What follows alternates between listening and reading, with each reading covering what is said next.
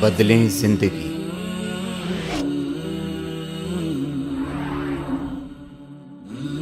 زیتون T V. دو کام کر لو ہر عبادت کے ساتھ۔ ایک، اس عبادت کی توفیق پر اللہ کا شکر، اور اپنی تقصیر پر، اپنی کوتاہی پر استغفار۔ اگر یہ کام کرتے رہو گے تو انشاءاللہ رفتہ رفتہ راستہ طے ہوتا جائے گا، اور ایک وقت آ جائے گا، ضرور آ جائے گا انشاءاللہ، کہ تم احسان کے مرتبے تک پہنچ جاؤ گے۔ ہوتا کیا ہے کہ غفلت کے ساتھ پڑھی، غفلت کے ساتھ اٹھ کے چلے گئے۔ ارے بھائی، نماز کے بعد ذرا سا ایک اس نماز کے اوپر نگاہ بازگشت ڈال لو، یعنی اس کا ذرا تصور کرو کہ میں نے یہ 4 رکعتیں پڑھی تو کس طرح پڑھی، اور اس کے اوپر نگاہ بازگشت ڈالتے ہوئے پہلے اللہ جل جلالہ کا شکر ادا کر لو، اور شکر ادا کر لو کہ اللہ آپ کے نے جس طرح بھی توفیق دی، آنے کی توفیق دے دی، اپنی بارگاہ میں حاضری کی توفیق دے دی، اے اللہ میں اس پر شکر ادا کرتا ہوں، اور اے اللہ میں آنے کے بعد آپ کے دربار کا جو حق تھا وہ تو کہاں ادا ہوتا، جو کم سے کم مطالبہ ہونا چاہیے تھا وہ بھی مجھ سے پورا نہ ہو سکا۔ دیکھو، خشوع کا اعلیٰ مقام تو وہ ہے جو حدیث میں فرمایا گیا کہ ان تعبد اللہ کأنک تراہ، اللہ تبارک و تعالیٰ کی عبادت اس طرح کرو جیسے کہ اللہ کو دیکھ رہے ہو، اور اگر نہیں دیکھ رہے تو کم از کم وہ یہ خیال کر لو کہ وہ تمہیں دیکھ رہا ہے۔ اعلیٰ مقام تو یہ ہے کہ پوری نماز میں اول سے لے کر آخر تک بندہ اللہ تبارک و تعالیٰ کی طرف متوجہ رہے، اور یہ سمجھے کہ میں اللہ کو دیکھ رہا ہوں یا اللہ مجھے دیکھ رہا ہے۔ لیکن ادنا درجہ کیا ہے؟ ادنا درجہ یہ ہے کہ کم از کم جو الفاظ تم زبان سے نکال رہے ہو، دھیان ان الفاظ کی طرف ہو۔ جب الحمدللہ کہا، الحمدللہ رب العالمین کہا، تو دھیان ان الفاظ کی طرف ہو۔ میں نے یعنی پتا ہو کہ میں الحمدللہ رب العالمین کہہ رہا ہوں، الرحمن الرحیم کہہ رہا ہوں۔ اور اس میں حدیث میں آتا ہے کہ نبی کریم صلی اللہ علیہ وسلم نے فرمایا کہ جب بندہ الحمدللہ رب العالمین کہتا ہے تو اللہ تبارک و تعالی جواب دیتے ہیں، حمیدنی عبدی، میرے بندے نے میری تعریف کی۔ جب الرحمن الرحیم کہتا ہے تو اللہ تعالیٰ جواب دیتے ہیں کہ اثنا علی عبدی، میرے بندے نے میری ثنا کی۔ جب مالک یوم الدین کہتا ہے تو کیا فرماتے ہیں؟ مجدنی عبدی، میرے بندے نے میری بزرگی بیان کی۔ اور جب کہتا ہے ایاک نعبد و ایاک نستعین، تو باری تعالیٰ فرماتے ہیں کہ یہ جو وہ کہہ رہا ہے بندہ، یہ میرے اور بندے کے درمیان ہے یہ معاملہ، وہ میری عبادت کرتا ہے، میں اس کی مدد کرتا ہوں۔ ایاک نعبد و ایاک نستعین۔ تو آدمی کم از کم اتنا جو ادنا خشوع کا درجہ ہے وہ کیا ہے کہ جو الفاظ زبان سے نکال رہا ہے انسان، ان الفاظ کی طرف دھیان ہو۔ میں نکال رہا ہوں، یہ نہ ہو کہ بس مشین چل پڑی اور آخر میں جا کے بس سلام پھیر دیا، بلکہ دھیان ان کی طرف ہو، الفاظ کی طرف ہو۔ یہ ادنا درجہ ہے۔ اور جہاں ذہن بھٹک جائے، خیالات آنے لگیں، پھر دوبارہ انہی الفاظ کی طرف آ جائے، یہ ادنا درجہ ہے خشوع کا۔ اس کی کوشش تو بندے کو ہمیشہ کرتے ہی رہنا چاہیے، ساری زندگی کرتا رہے۔ تو یہ کوشش ادنا درجہ کا خشوع ہے، یہ بھی حاصل نہیں ہوتا۔ تو اللہ آپ نے تو کرم فرمایا تھا کہ ہمیں توفیق دی تھی کہ آپ کے دربار میں حاضر ہوئے، لیکن ہم نے اپنی طرف سے جو ہمارے کرنے کا کام تھا وہ ہم سے نہ ہو سکا، تو اللہ ہم اس پر استغفار کرتے ہیں۔ اسی لیے سنت ہے نبی کریم صلی اللہ علیہ وسلم کی کہ نماز ختم ہونے کے بعد فرماتے کہ استغفر اللہ استغفر اللہ استغفر اللہ، 3 بار استغفر اللہ فرماتے تھے۔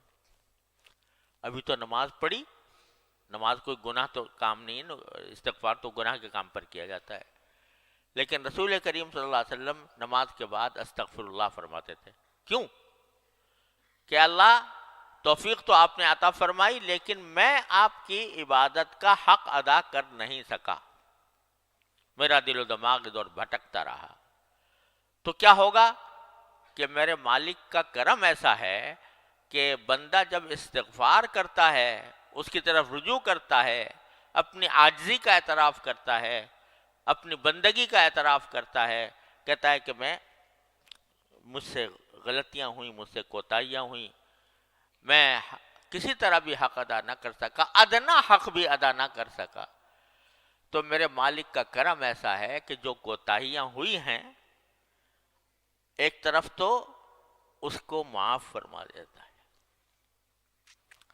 اس کو معاف فرما دیتا ہے۔ میرا بندہ ہے، کمزور ہے، اور اس کے اندر وہ صلاحیت نہیں ہے جو ہونی چاہیے، تو اس واسطے یہ مجھ سے رجوع کر کے اپنی ناتوانی، اپنی کمزوری کا اعتراف کر رہا ہے، اپنی تقصیر کا اعتراف کرتا ہے، تو میں اس کو معاف کر دیتا ہوں۔ معاف کرنے کے کیا معنی ہوئے؟ کہ جو کوتاہیاں ہوئی تھیں نماز کے اندر، وہ سب ان کے اوپر خط تنسیخ پھیر دیا اللہ تبارک و تعالیٰ نے۔ چل تیری نماز بھی قبول کر لی، جیسی کیسی تو نے پڑھی قبول کر لی۔ جب تو نے ہم سے رجوع کر کے کہہ دیا کہ یا اللہ مجھ سے نماز صحیح طریقے سے پڑھی نہیں گئی، تو چل ہم نے قبول کر لی، استغفر اللہ استغفر اللہ استغفر اللہ کہہ۔ تو عرض کرنے کا منشا یہ ہے کہ اس مایوسی کو دور کرنے کا راستہ کیا ہے، اور اس سمت میں آگے بڑھنے کا راستہ کیا ہے۔ ایک طرف تو حمد کرے بندہ، شکر ادا کرے، دوسری طرف استغفار کرے۔ شکر اس کی توفیق پر، استغفار اپنی کوتاہی پر۔ تو میرا اللہ تبارک و تعالی شکر کے بارے میں وعدہ کیا ہے کہ لئن شکرتم لأزیدنکم، یہ وعدہ ہے کہ نہیں؟ کس کا وعدہ؟ ان اللہ لا یخلف المیعاد۔ تو جب تم شکر کرو گے تو اور دوں گا، یعنی تم نے اس پر شکر ادا کر لیا کہ میں نے نماز آ کر ادا کی ہے، اے اللہ آپ کی توفیق سے اس پر شکر ادا کر لیا، تو اور توفیق دوں گا، اور توفیق دوں گا۔ اور یہی وجہ ہے کہ جب بندہ نماز مثلاً پڑھنا شروع کیا، پہلے تو نماز سے بھاگتے تھے بچپن میں، جب اللہ تعالیٰ نے پڑھنے کی توفیق دی، پڑھتا رہا، تو کیا ہو گیا؟ اب نماز کے بغیر چین نہیں آتا۔ آتا ہے کسی نمازی کو نماز کا وقت آ جائے اور گزرنے لگے نماز کا وقت، چین آئے گا؟ کسی نمازی کو چین نہیں آئے گا۔ رسول کریم سرور دو عالم صلی اللہ علیہ وسلم تشریف لے جا رہے ہیں سفر میں، تو سفر میں تشریف لے جاتے ہوئے راستے میں حضرت بلال رضی اللہ تعالیٰ عنہ سے فرماتے ہیں، جو حضور اقدس صلی اللہ علیہ وسلم کے مؤذن تھے، کیا فرماتے ہیں؟ ارحنا بالصلاۃ یا بلال، اے بلال ہمیں چین عطا کر دے، چین دے دے، راحت دے دے نماز پڑھ کر، یعنی نماز پڑھوا دے تو چین آئے، اس کے بغیر ہم بے چین ہیں، ہمارا کسی کام میں دل نہیں لگ رہا کہ کسی طرح میں نماز پڑھ لوں۔ تو آدمی ایسا ہو جاتا ہے کہ چین نہیں آ رہا۔ یہ کیا ہوا کہ جو توفیق شروع میں ہوئی تھی کہ اس وقت زبردستی بغیر دل نہیں چاہ رہا، دل گھبرا رہا ہے، لیکن بندے نے اس کی پرواہ کیے بغیر نماز میں آ کے کھڑا ہو گیا۔ یہ توفیق جو اللہ تعالیٰ کی طرف سے ہوئی تھی، اس پر جب بندے نے شکر ادا کیا تو اس کا نتیجہ یہ ہوا کہ اس نماز کی طرف توجہ اور نماز کی فکر اور اس کا خیال یہ بڑھتا چلا گیا یہاں تک کہ نمازی کو بغیر نماز پڑھے چین نہیں آتا۔ تو یہ شکر کی خاصیت تو یہ ہے کہ اب شکر کیا تم نے اور تمہیں توفیق دیں گے، اب شکر کیا اور توفیق دیں گے۔ اور استغفار کا خاصہ یہ ہے کہ بندہ کتنے بڑے سے بڑے گناہ لے کر پہنچ جائے اس دربار میں، بڑے سے بڑا گناہ لے کے پہنچ جائے، اور صدق دل سے، نیک نیتی سے، عاجزی سے اور اپنی بیچارگی سے باری تعالیٰ سے کہتے استغفر اللہ ربی من کل ذنب واتوب الیہ، اے اللہ میں معافی مانگتا ہوں، جو کوتاہی ہوئی اب میں معافی مانگتا ہوں۔ تو یہ استغفار ایسی چیز ہے کہ میرا مولا اس کے اوپر معافی کا اس نے وعدہ کر رکھا ہے، وہاں شکر پر وعدہ یہ کر رکھا ہے کہ اور دوں گا، یہاں استغفار پر یہ وعدہ کر رکھا ہے کہ تمہاری غلطیاں معاف کر دوں گا۔ ان اللہ یغفر الذنوب جميعا یا عبادی الذین اسرفوا علی انفسهم لا تقنطوا من رحمت اللہ ان اللہ یغفر الذنوب جميعا۔ تو جو اللہ تبارک و تعالی یہ وعدہ کر رہے ہیں کہ میری رحمت سے مایوس نہ ہونا، یا عبادی الذین اسرفوا علی انفسهم، اے میرے وہ بندو جنہوں نے اپنی جان کے اوپر ظلم کیا ہے، لا تقنطوا من رحمت اللہ، اللہ جل جلالہ کی رحمت سے مایوس نہ ہونا، ان اللہ یغفر الذنوب جميعا، اللہ تعالیٰ سارے گناہوں کو معاف کر دے گا تمہارے، یہ وعدہ کر رکھا۔ اتنا آسان کام اللہ تعالیٰ نے بندے کو عطا فرما دیا ہے۔ جب شیطان ڈسے، جب نفس کے فریب میں انسان مبتلا ہو، کوئی بھی غلطی اسے سرزد ہو، فرماتے ہیں دروازہ میں نے کھولا ہوا ہے، آ جاؤ، آ کے استغفار کر لو، کہہ دو یا اللہ مجھ سے غلطی ہو گئی، صدق دل سے کہہ دو اور سچے دل سے، عاجزی کے ساتھ، بیچارگی کے ساتھ، عبدیت کے ساتھ کہہ دے بندہ کہ اللہ مجھ سے غلطی ہو گئی معاف کروا دی، یا اللہ مجھ سے غلطی ہو گئی معاف فرما دی، کہتے ہیں سب معاف کر دوں گا۔ معاف کرنے کے کیا معنی؟ کہ وہ ساری کوتاہیاں جو تم نے کی ہیں وہ میں نے معاف کر کے تمہارا پرچہ صاف کر دیا، تمہارا صفحہ صاف کر دیا۔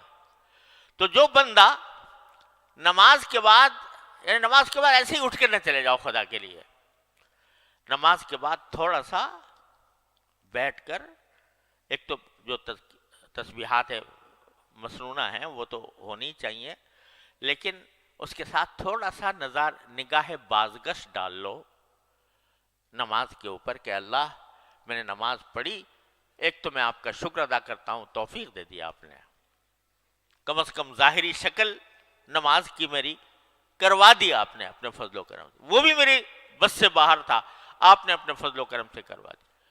دوسرے میں استغفار کرتا ہوں، کہے پر کرتا ہوں جو میں نہ مجھ سے کوتاہیاں ہوئی ہیں اس نماز کے اندر، ان پر استغفار کرتا ہوں۔ یہ کر کے دیکھو ہر نماز کے بعد کتنا وقت لگے گا؟ 1 منٹ 2 منٹ، اور ذرا سا اگر تھوڑا سا اور بڑھا لو کہ اپنی ان 4 رکعتوں کا جائزہ لے کے دیکھو، میں نے تکبیر تحریمہ ٹھیک سے ادا کی تھی، میں نے سورہ فاتحہ ٹھیک سے پڑھی تھی، میں نے رکوع صحیح طریقے سے کیا تھا، میں قیام صحیح طریقے سے کیا تھا، میں نے سجدہ صحیح طریقے سے کیا تھا، اور ساتھ میں یہ کہ میرا دھیان کہاں تھا، میرا دل کہاں تھا، دماغ کہاں تھا، اس کا ذرا سا جائزہ لے لو، تو بہت ساری جگہ پر تمہیں نظر آئے گا کہ یار یہ تو نماز تو پڑھی بے شک، لیکن مجھ سے نہ الفاظ کی طرف دھیان ہو سکا، نہ اللہ تعالیٰ کی طرف دھیان ہو سکا۔ تو جب یہ تصور آئے تو شرمندگی تو ہوگی، ندامت ہوگی، اس ندامت کے لیے کہہ دو استغفر اللہ استغفر اللہ استغفر اللہ، اللہ تبارک و تعالیٰ کے سامنے بارو۔ تو ایک طرف حمد شکر، ایک طرف استغفار، یہ 2 چیزیں مل کر تمہاری اس نماز کو پہلی نماز سے بہتر بنا دیں گی، اور جتنا زیادہ کرو گے، روزانہ کرو گے، ہر نماز کے بعد کرو گے، تو انشاءاللہ دیکھنا کہ اللہ تبارک و تعالیٰ کی طرف سے رحمت کا معاملہ ہوگا، اور پھر آئندہ تمہارے نماز کے اندر جو خشوع ہے اس کی مقدار بھی انشاءاللہ بڑھتی چلی جائے گی، بڑھتی چلی جائے گی۔